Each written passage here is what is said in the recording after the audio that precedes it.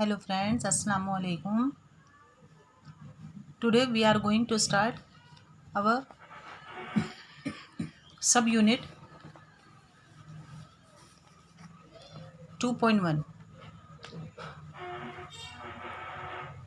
The name of the poem is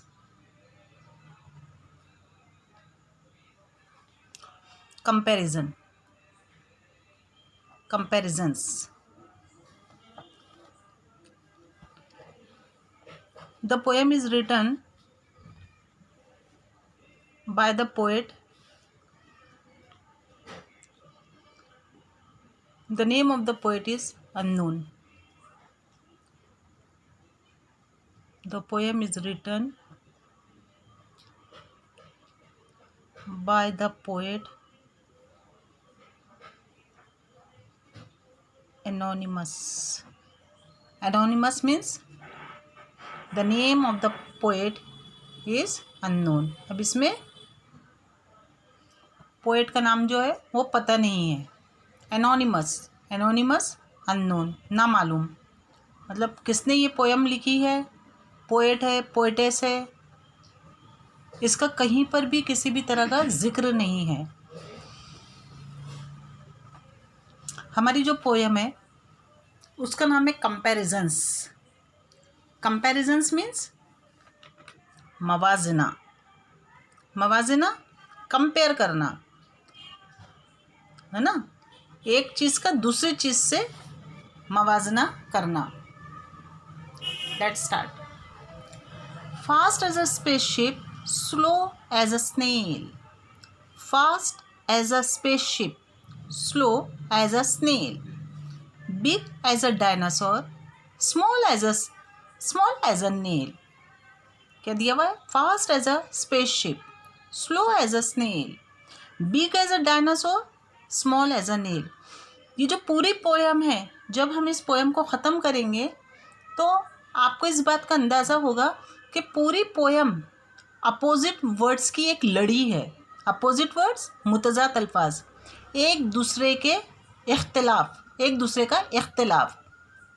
तो पूरी poem मुतज़ाद अल्फाज की एक लड़ी बनी हुई है जिसमें ये बताया गया है कि दुनिया में हमारे इर्द गिर्द बहुत सारी चीज़ें हैं और हर चीज़ को अगर हम देखेंगे, उनका अगर हम मवाजना करेंगे तो उनमें हमको कहीं ना कहीं इख्तिलाफ नज़र आएगा.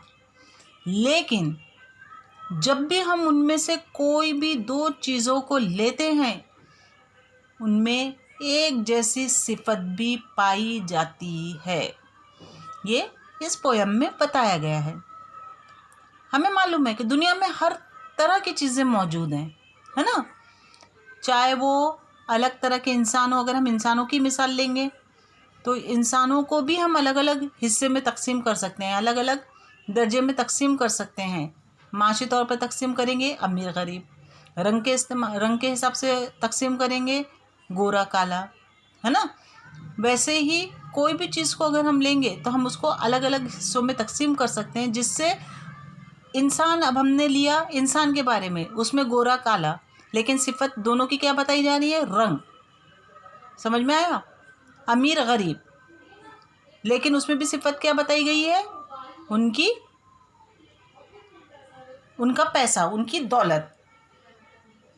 मतलब ये कि दुनिया में जितनी भी चीज़ें हमारे इर्द गिर्द नज़र आती हैं, उन तमाम चीज़ों में भले ही वो एक दूसरे से अलग हों, लेकिन उनमें कम से कम एक सिफत सिमिलर है, यानी एक जैसी है.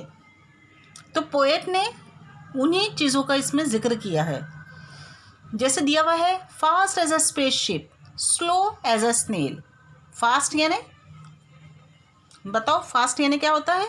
फास्ट का मतलब होता है तेज. Fast as a spaceship. What is the meaning of spaceship? Space खला, शिप जहाज, यानी काय की बात हो रही है? खलाई जहाज की बात हो रही है. Fast as a spaceship, slow as a snail. Slow यानी धीमा, या रफ्तार कैसी इसकी? धीमी. एज अ स्नेल, स्नेल घूंगा। अब ये जो घूंगा है हमने सबने ही देखा इसको, तकरीबन बारिश के दिनों में अक्सर ये जो है घरों में भी नज़र आते हैं, चिपके वैसे रहते हैं एकदम। Fast as a spaceship, slow as a snail. Fast और स्लो ये दोनों एक दूसरे के क्या है, अपोजिट हैं। लेकिन काय का जिक्र हो रहा है, अब स्पेसशिप की बात हो रही है, तो स्पेसशिप की बात हो रही है मतलब यहाँ पे क्या बताया जा रहा है, उसकी रफ्तार। Slow as a snail, snail को क्या बताया गया है, स्लो। दोनों की यहाँ पे रफ्तार का जिक्र हो रहा है। मतलब पहली जो दो लाइनें हैं, इन दो लाइनों में हमें क्या चीज़ कॉमन दिखी, स्पीड। समझ में आया? ऐसे ही हर लाइन के अंदर, हर दो लाइनों में हमें इसी तरह से दो अलग अलग चीज़ों में मुतजाद नज़र आएगा। अब ये तुम्हें समझ में आ गया होगा, आगे देखेंगे। Big as a dinosaur, small as a nail. Big, big मतलब अभी तो बिल्कुल सभी को मालूम है, बिग का मतलब क्या होता है, बड़ा। डायनासोर, डायनासोर के एक ज़माने में एक बहुत बड़ा सा जानवर हुआ करता था,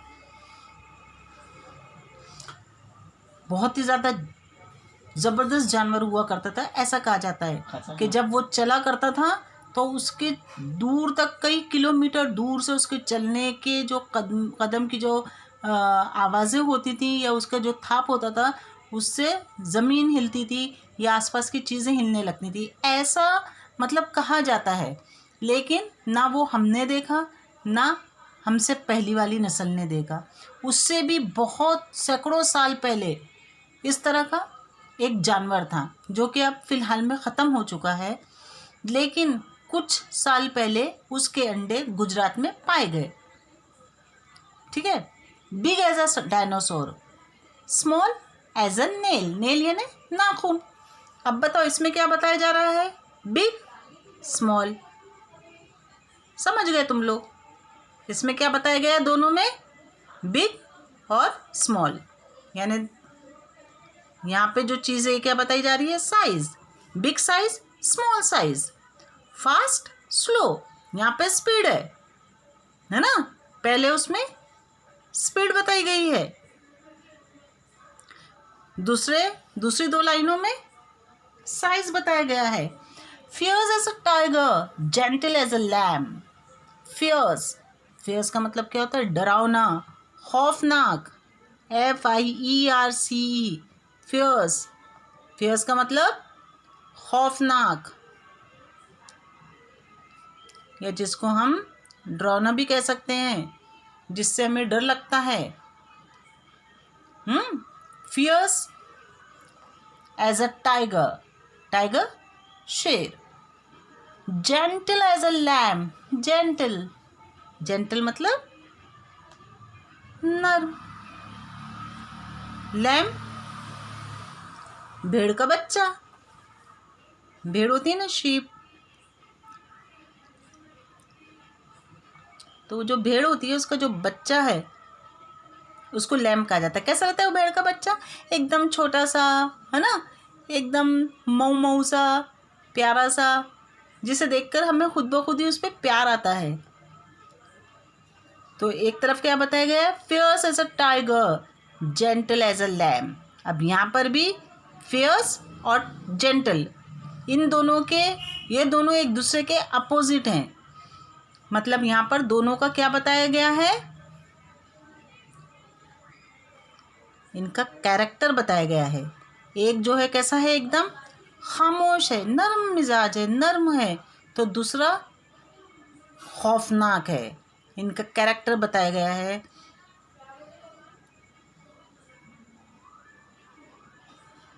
ये इसको हम टेम्परामेंट भी कहते हैं।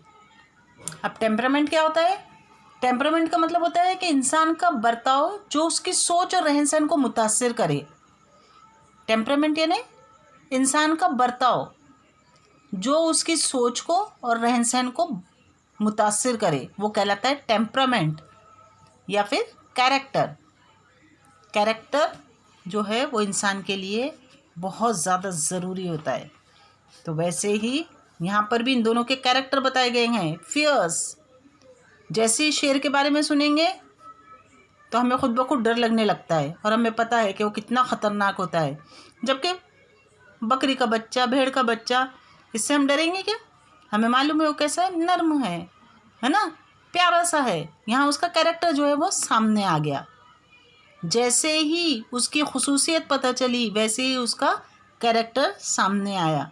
शेर को देख के हम शेर के बारे में सुनेंगे तो हम ये बोलेंगे अरे नहीं बड़ा प्यारा सा है, लाओ इसे गोद में दे दो। ऐसा कह सकते हैं क्या? नहीं कह सकते। क्यों? क्योंकि हमें मालूम है कि किस तरह से शेर की दहाड़ होती है या वो कितना खौफनाक जानवर होता है, कितना ख़तरनाक जानवर होता है। इसीलिए यहाँ लिखा हुआ है, यहाँ उसका टेम्परामेंट बताया गया है, उसका कैरेक्टर बताया गया है कि fierce as a tiger, gentle as a lamb, sour as a lemon, sweet as a jam. Sour यानी सार का मतलब होता है खट्टा, लीमू की तरह खट्टा, और sweet as a jam, sweet यानी मीठा। अब खट्टा मीठा मतलब यहाँ क्या बताया गया है, इसका टेस्ट। आ रहा समझ में हम क्या पढ़ रहे हैं? हर चीज़ बताई गई है कि दुनिया में किस तरह से हर चीज़ मौजूद है, लेकिन उनका दोनों का मवाजना एक दूसरे से, दोनों में जब मवाजना किया गया तो दोनों के अंदर कोई ना कोई एक सिफत एक जैसी नज़र आई। इतना समझ में आया सबको? Sour as a lemon, sweet as jam, dry as the desert, wet as the sea. Dry मतलब सूखा। कहाँ की बात हो रही है? डेजर्ट की। डेजर्ट यानी रेगिस्तान। वेट यानी गीला। अब सूखा और गीला ये हम कब पहचानेंगे कि कोई चीज़ सूखी है या कोई चीज़ गीली है? उसके अंदर पानी के होने के बाद, यानी पानी का होना, प्रेजेंस ऑफ वाटर, पानी की मौजूदगी, उसके बाद ही हम जान सकते हैं कि वो चीज़ गीली है या सूखी है। अगर घर में दालें रखी हुई है, कोई डब्बे में कोई चीज़ रखी हुई है, अनाज रखा हुआ है, तो हम उसे कहेंगे ये सूखी चीज़ है। क्यों सूखी है? क्योंकि हमें मालूम है इसमें पानी की मौजूदगी नहीं है। लेकिन अगर दूध है तो उसको हम क्या बोलेंगे? गीली है, गीली चीज़ है ना? क्यों? क्योंकि उसके अंदर पानी की मौजूदगी है, यानी वो लिक्विड फॉर्म में है। वैसे ही सूखी ज़मीन, गीली ज़मीन। सूखी ज़मीन यानी उसमें पानी नहीं है, गीली ज़मीन यानी उसमें पानी है। तो यहाँ पे ड्राई एंड वेट ये दो एडजेक्टिव बताए गए हैं, दो खूबियाँ बताई गई हैं। अब ये क्या चीज़ बता रही है? प्रेजेंस ऑफ वाटर यानी पानी की मौजूदगी। Dry as the desert, wet as the C.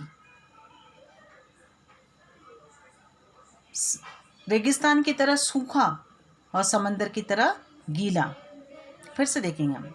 Fast as a spaceship, slow as a snail. यहाँ पर स्पीड बताई गई है कि खलाई जहाज़ की तरह तेज़ रफ्तार, और स्नेल घुंगे की तरह धीमा। Big as a dinosaur, small as a nail. Dinosaur की तरह बड़ा, जसीम। स्मॉल एज अ नेल और नाखून की तरह छोटा। Fierce as a tiger, gentle as a lamb. Tiger की तरह, शेर की तरह खौफनाक, डरावना, और भेड़ के बच्चे की तरह नर्म। Sour as a lemon, sweet as jam. लीमू की तरह खट्टा, जैम की तरह मीठा।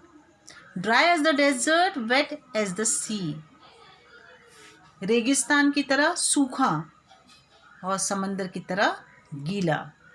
अब यहाँ पर हमें एक चीज़ समझ में आ गई कि पोयम जो है ये फुल ऑफ अपोजिट्स हैं, अपोजिट है ना?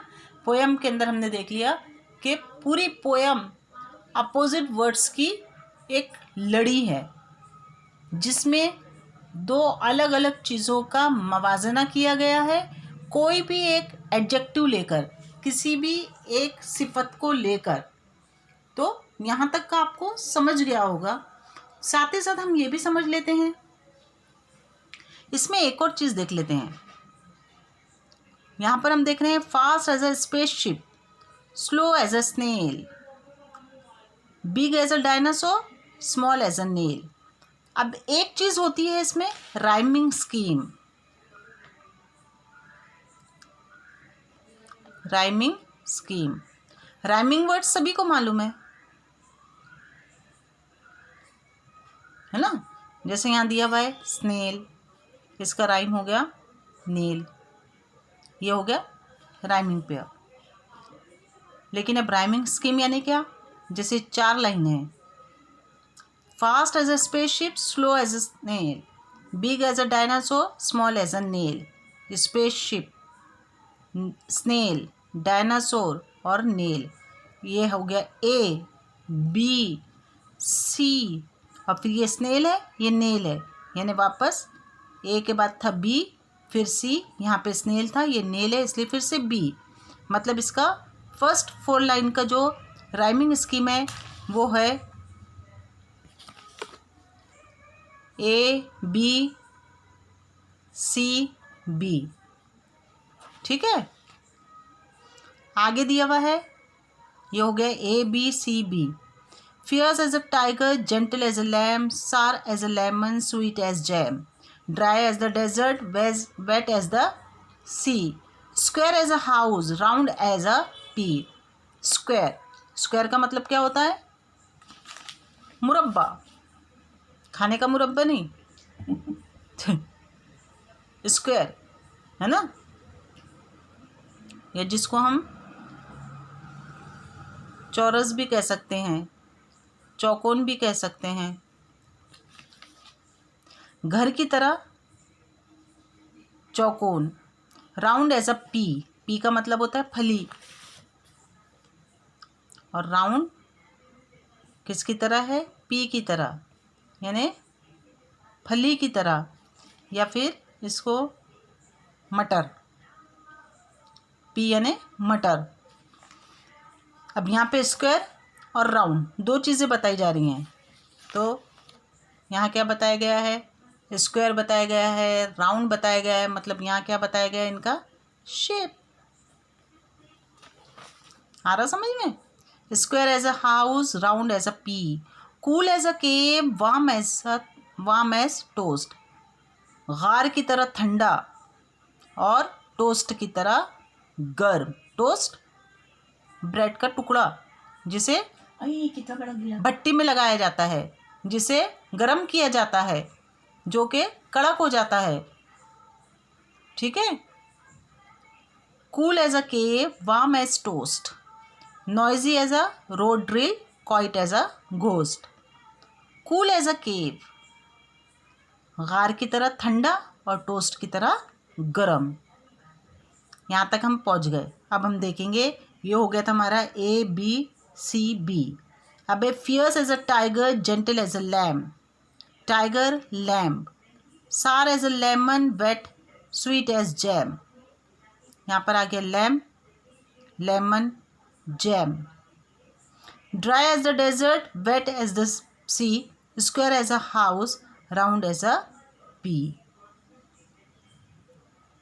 तो पहले हमने 4 लाइनों के अंदर राइमिंग स्कीम देख ली कि पहली 4 लाइनों की राइमिंग स्कीम थी ए, बी, सी, बी। आगे का हमने यहाँ तक समझ भी लिया है। अब इसके बाद का नेक्स्ट अगले वीडियो में देखेंगे, और उसके बाद हम टोटल इसकी राइमिंग स्कीम भी देखेंगे। ठीक है।